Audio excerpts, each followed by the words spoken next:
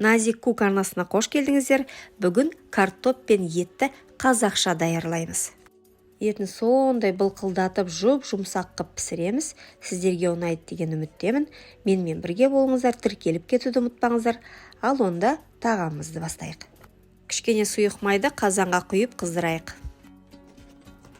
Құйрық майды майдалап турайық.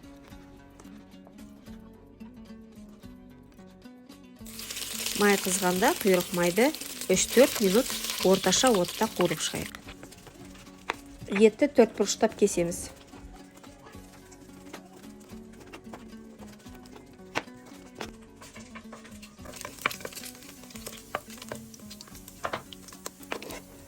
Майға етті қосып 10 минуттай қуырамыз.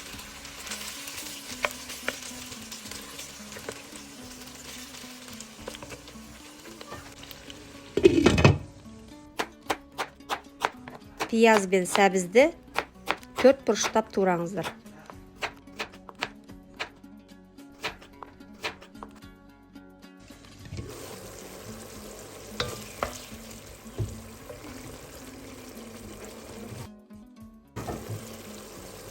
Етке пияз бен сәбізді қосайық.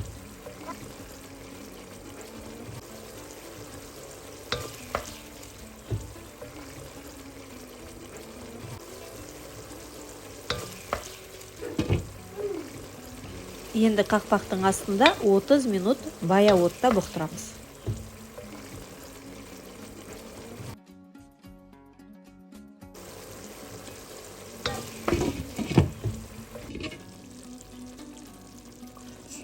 Етімізді тұздап қояйық.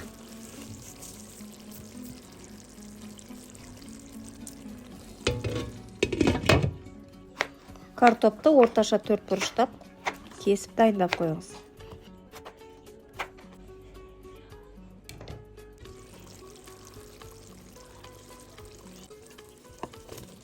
Картопты қазанға салыңыз. Қара бұрышпен дәмін келтіріңіз. Тұздаңыз тағы да. Үстінен су құйыңыз. Қайнағанға дейін оттың астын көтереміз. Тұзының дәмін көреміз. Тұз жетпей жатса тұзын қосып. Қақпақ астында 30-40 минут бая отта тағы бұқтырамыз. Ал қазақша картоп қосылған ет тағамымыз былқылдап асықпай пісті. Бұл тағам сондай сіңімді, тойымды, дәмді боп шығады. Еттері жұмсақ, картобы ауызда ериді. Жасап көрулеріңізге кеңес беремін.